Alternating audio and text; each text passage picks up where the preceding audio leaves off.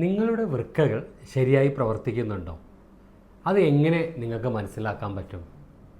അപ്പോൾ അതാണ് ഞാൻ ഇന്ന് നിങ്ങളുമായിട്ട് ഡിസ്കസ് ചെയ്യുന്നത്. എല്ലാ വർഷവും മാർച്ച് മാസത്തെ 2ാമത്തെ വ്യാഴാഴ്ചയാണ് നമ്മൾ വേൾഡ് കിഡ്നി ഡേ, അതായത് ലോക വൃക്ക ദിനമായിട്ട് ആചരിക്കുന്നത്. ഇങ്ങനെ ഒരു ദിവസം വേൾഡ് കിഡ്നി ഡേ ആയിട്ട് ആചരിക്കുന്നതിൻ്റെ ലക്ഷ്യമെന്ന് പറയുന്നത് നമ്മൾ കിഡ്നി അസുഖങ്ങളെക്കുറിച്ചുള്ള ഒരു ബോധവൽക്കരണം ഉണ്ടാക്കുക, അതോടൊപ്പം തന്നെ കിഡ്നി സംബന്ധമായിട്ട് അസുഖങ്ങൾ നേരത്തെ കണ്ടെത്തുക. അതാണ് നമ്മൾ ഉദ്ദേശിക്കുന്നത്. നമുക്കെല്ലാവർക്കും അറിയാം, നമ്മുടെ ചുറ്റിലും കിഡ്നി രോഗികൾ ഒരുപാട് കൂടി വരുന്ന ഒരു സാഹചര്യമാണ് ഇപ്പോൾ. എന്തുകൊണ്ടാണ് ഇത്രയും കൂടുന്നത്? നമുക്കറിയാം, നമുക്ക് റിക്കറൻ്റായിട്ട് വരുന്ന ഇൻഫെക്ഷൻസ്, ഡെങ്കി ഫീവർ, മലേറിയ, അതുപോലെ തന്നെ ഇപ്പോഴത്തെ വൈറൽ ഫീവറൊക്കെ പെട്ടെന്ന് കിഡ്നിയെ ബാധിച്ച് കിഡ്നി സംബന്ധമായ അസുഖങ്ങൾ വരാം.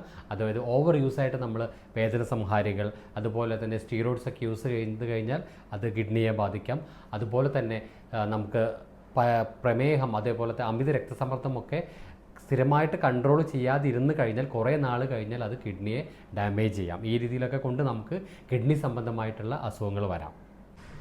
2025 വേൾഡ് കിഡ്നി ഡേയുടെ തീം എന്ന് പറയുന്നത് ആർ യുവർ കിഡ്നി ഹെൽത്തി? നിങ്ങളുടെ കിഡ്നി ഹെൽത്തി ആണോ? നിങ്ങൾ ചിന്തിച്ച് നോക്കൂ, നിങ്ങളുടെ കിഡ്നി ഹെൽത്തി ആണോ? നമുക്കതെങ്ങനെ മനസ്സിലാക്കാം? സ്വാഗതം. ഞാൻ doctor Rajeev, senior consultant, Aman homoeopathic speciality clinic, Mundiyankavu, Parappanangadi, Malappuram. മനുഷ്യ ശരീരത്തിലെ അരിപ്പ എന്നറിയപ്പെടുന്ന നമ്മുടെ ഇമ്പോർട്ടൻ്റ് ആയിട്ടുള്ള ഒരു വൈറ്റൽ ഓർഗനാണ് കിഡ്നി എന്ന് പറയുന്നത്.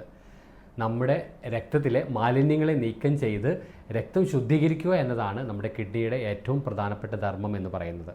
അതുപോലെ തന്നെ നമ്മുടെ ഇലക്ട്രോലൈറ്റ് ബാലൻസ് മെയിൻറ്റെയിൻ ചെയ്യുന്നതും, അതോടൊപ്പം തന്നെ രക്തസമ്മർദ്ദം നോർമലായിട്ട് നിയന്ത്രിച്ച് നിർത്തുന്നതും, ആക്റ്റീവ് ഫോമായിട്ടുള്ള വൈറ്റമിൻ ഡി സിന്തസൈസ് ചെയ്യുന്നതൊക്കെ കിഡ്നിയിൽ വെച്ചിട്ടാണ്. കിഡ്നി രോഗങ്ങൾ നമുക്ക് ഉണ്ടോ എന്ന് നേരത്തെ തിരിച്ചറിയാനുള്ള 5 ലക്ഷണങ്ങളാണ് ഞാൻ ഇന്ന് നിങ്ങളുമായിട്ട് ഷെയർ ചെയ്യാൻ പോകുന്നത്.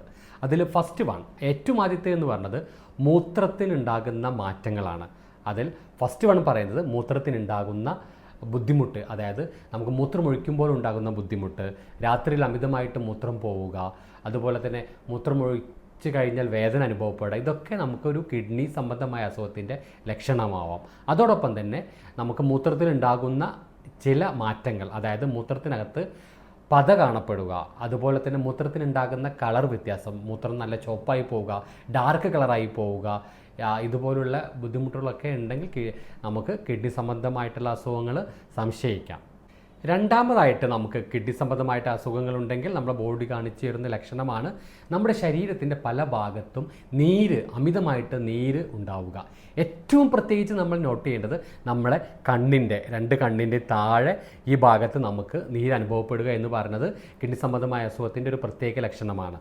അതോടൊപ്പം തന്നെ നമ്മുടെ കാലുകളിൽ നീര് വരാം, സന്ധികളിൽ നീര് വരാം, ഇതൊക്കെ കിഡ്നി സംബന്ധമായ അസുഖത്തിൻ്റെ ഒരു ലക്ഷണമായേക്കാം. മൂന്നാമതായിട്ട് ഞാൻ പറയുന്നത്, നമ്മൾക്ക് എപ്പോഴും ഒരു അതികഠിനമായിട്ടുള്ള ക്ഷീണം, അതുപോലെ തളർച്ച അനുഭവപ്പെടുക. മറ്റൊരു പ്രത്യേകിച്ച് കാരണവുമില്ലാത്ത അമിതമായ ക്ഷീണം, തളർച്ച ഒക്കെ അനുഭവപ്പെടുന്നത് ഒരു പക്ഷേ കിഡ്നി സംബന്ധമായ അസുഖത്തിൻ്റെ ലക്ഷണമായേക്കാം. അതിനൊരു പ്രത്യേക കാരണം എന്ന് പറയുന്നത് നമ്മുടെ ഹീമോഗ്ലോബിൻ സിന്തസിസിന് കിഡ്നിക്ക് ഒരു പ്രധാന ധർമ്മമുണ്ട്. കിഡ്നി സംബന്ധമായിട്ട് നമുക്ക് എന്തെങ്കിലും അസുഖമുണ്ടെങ്കിൽ ഹീമോഗ്ലോബിൻ പ്രൊഡക്ഷൻ കുറയുകയും അതുവഴി നമുക്ക് അനീമിയ എന്ന ഒരു കണ്ടീഷനിലേക്ക് പോവുകയും ചെയ്യും.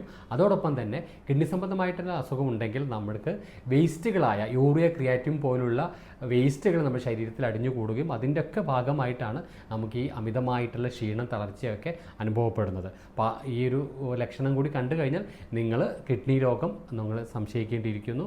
നാലാമതായിട്ട് കിഡ്നി സംബന്ധമായ അസുഖം ഉണ്ടെങ്കിൽ നമ്മൾ ശ്രദ്ധിക്കേണ്ട ലക്ഷണം എന്ന് പറയുന്നത് നമ്മുടെ ശ്വാസത്തിന് അമോണിയയുടെ ഒരു സ്മെല്ല്, അതായത് ഒരു മൂത്രത്തിൻ്റെ സ്മെല്ല് നമ്മുടെ ശ്വാസത്തിന് വരിക, അതൊരു കിഡ്നി സംബന്ധമായ അസുഖത്തിൻ്റെ ലക്ഷണമാണ്. അതുപോലെ തന്നെ നമ്മുടെ വായിൽ ഒരു മെറ്റലിൻ്റെ ടേസ്റ്റ് വരിക, മെറ്റാലിക് ടേസ്റ്റ് ഇൻ മൗത്ത്, അതും നമുക്ക് കിഡ്നി സംബന്ധമായിട്ടുള്ള അസുഖത്തിൻ്റെ ഒരു ലക്ഷണമാണ്. അഞ്ചാമതായിട്ട് നമ്മൾ ഏറ്റവും ശ്രദ്ധിക്കേണ്ട ഒരു ലക്ഷണം എന്ന് പറയുന്നത് പേശിവേദനയാണ്. നമുക്ക് എന്തെന്നില്ലാത്ത നമ്മൾ കൂടുതലായിട്ടൊന്ന് അമിതമായിട്ട് ജോലി ചെയ്യുക ഒന്നും ചെയ്യാത്തതിന് നമുക്ക് പേശിവേദന, മസിൽ പെയിൻ അനുഭവപ്പെടുക, ഇടയ്ക്കിടയ്ക്ക് മസിൽ പെയിൻ അനുഭവപ്പെടുക. അപ്പോൾ ഇതെന്തുകൊണ്ടാണ്? നമുക്കറിയാം, നമ്മുടെ ഇലക്ട്രോലൈറ്റ് ബാലൻസ് മെയിൻറ്റെയിൻ ചെയ്യുന്നതിൽ കിഡ്നിക്ക് ഒരു പ്രധാന റോളുണ്ട്.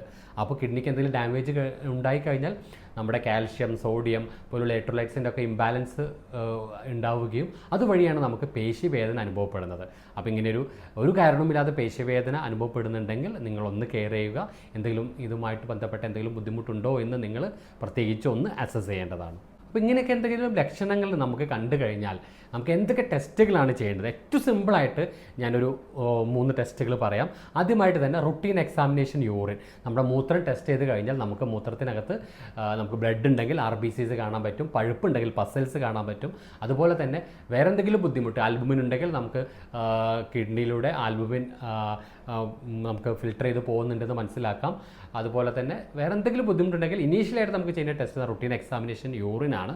അതുപോലെ തന്നെ കിഡ്നി സംബന്ധമായിട്ടുള്ള എന്ത് അസുഖം ഉണ്ടെങ്കിലും നമുക്ക് ചെയ്യേണ്ട ടെസ്റ്റാണ് റീനൽ ഫംഗ്ഷൻ ടെസ്റ്റ് അഥവാ RFT അല്ലെങ്കിൽ നമ്മൾ കിഡ്നി ഫംഗ്ഷൻ ടെസ്റ്റ് എന്ന് പറയും. അപ്പോൾ ഇതുവഴി നമുക്ക് നമ്മുടെ യൂറിയയുടെ ഒരു അളവ് കിട്ടും. യൂറിയ, ക്രിയാറ്റിൻ, യൂറിക് ആസിഡ്, അതുപോലെ തന്നെ ഇലക്ട്രോലൈറ്റ്സിൻ്റെ ഒക്കെ ഒരു ഏകദേശം ഒരു അളവ് നമുക്ക് കിട്ടും. അതുവഴിയൊക്കെ നമുക്ക് കിഡ്നി ഫംഗ്ഷൻ അസസ് ചെയ്യാം.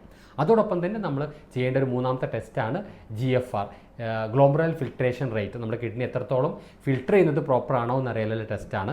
അതുപോലെ തന്നെ നമ്മൾ ശ്രദ്ധിക്കേണ്ട ഒരു ടെസ്റ്റാണ് ബ്ലഡ് യൂറിയ നൈട്രജൻ. ഈ ടെസ്റ്റുകളൊക്കെയാണ് നമ്മൾ ഇനീഷ്യൽ രീതിയിൽ എന്തെങ്കിലും ഉണ്ടോ എന്നുള്ളത് കണ്ടെത്തുന്നതാണ്. അതോടൊപ്പം തന്നെ വേറെ എന്തെങ്കിലും ബുദ്ധിമുട്ടുണ്ടെങ്കിൽ നമുക്കൊരു ultrasound scan of kidney KUB, USG KUB ചെയ്തു കഴിഞ്ഞാൽ നമുക്ക് സ്റ്റോണോ എന്തെങ്കിലും ഉണ്ടോ, സ്റ്റോൺ വെച്ച് ബ്ലോക്ക് ആയിട്ടുണ്ടോ, കിഡ്നിക്ക് ഇടയിൽ നീര് വന്നിട്ടുണ്ടോ, ഹൈഡ്രോനെഫ്രോസിസ് ഉണ്ടോ ഉള്ളതൊക്കെ എന്നുള്ള ഒരു ജനറൽ അസസ്മെൻറ്റ് നമുക്ക് കിട്ടുന്നതാണ്. അപ്പോൾ നമുക്ക് ഈ ലക്ഷണങ്ങളൊക്കെ നിങ്ങൾ ശ്രദ്ധിക്കുക. കിഡ്നി സംബന്ധമായിട്ടുള്ള അസുഖങ്ങളൊന്നും വരാതിരിക്കാൻ വേണ്ടിയിട്ട് നിങ്ങൾ ശ്രദ്ധിക്കേണ്ട ഏറ്റവും പ്രധാനപ്പെട്ട കാര്യം എന്ന് പറഞ്ഞാൽ നന്നായിട്ട് വെള്ളം കുടിക്കുക. അതായത് നമ്മളൊരു 2 മുതൽ 3 ലിറ്റർ വരെ വെള്ളം കുടിക്കാൻ വേണ്ടി ശ്രദ്ധിക്കുക. അമിതമായിട്ടുള്ള മരുന്നുപയോഗം നിങ്ങൾ പരമാവധി ഒഴിവാക്കുക. പ്രത്യേകിച്ച് വേദന സംഹാരികൾ, അതുപോലെ സ്റ്റീറോയിഡ് പോലുള്ള മരുന്നുകളൊന്നും അനാവശ്യമായിട്ട് കഴിക്കാതിരിക്കുക. അതുപോലെ തന്നെ നമ്മൾ ഒരു സമീകൃത ആഹാരം കഴിക്കുക. അതായത് ഇപ്പോഴത്തെ ഒരു ലൈഫ് സ്റ്റൈൽ നമുക്കറിയാം, പല സമയത്തും പല ഫാസ്റ്റ് ഫുഡ് ഐറ്റംസുമാണ് നമ്മൾ കഴിക്കുന്നത്. അങ്ങനെയില്ലാതെ ഒരു ചിട്ടയായിട്ട് നമുക്ക് സമീകൃത ആഹാരം, അതായത് കാർബോഹൈഡ്രേറ്റും പ്രോട്ടീനും ഫാറ്റൊക്കെ ഭക്ഷണത്തിനകത്ത് നമ്മൾ പഴങ്ങളും പച്ചക്കറികളൊക്കെ നന്നായിട്ട് ആഡ് ചെയ്യുക. അതുപോലെ തന്നെ ഒരുപാട് കാർബോഹൈഡ്രേറ്റ് ഫുഡും മധുരപാനീയങ്ങളൊക്കെ നമ്മൾ ഒഴിവാക്കുക. അതുപോലെ തന്നെ ദിവസവും പ്രോപ്പറായിട്ട് എക്സസൈസ് ചെയ്യുക. അതുപോലെ സ്ട്രെസ്സ് ടെൻഷനൊക്കെ ഉള്ളവരാണെങ്കിൽ മെഡിറ്റേഷൻ ചെയ്ത് അതും കൂടി ഫ്രീ ആക്കിയിട്ട് നിലനിർത്താൻ വേണ്ടി ശ്രദ്ധിക്കുക. അപ്പോൾ ഈ ഒരു വീഡിയോ നിങ്ങൾക്ക് ഇഷ്ടപ്പെട്ടു എന്ന് വിചാരിക്കുന്നു. നിങ്ങൾക്ക് ഉപകാരപ്പെട്ടിട്ടുണ്ടെങ്കിൽ ബാക്കിയുള്ളവരുടെ അറിവിലേക്കായിട്ട് ഷെയർ ചെയ്യുക. താങ്ക്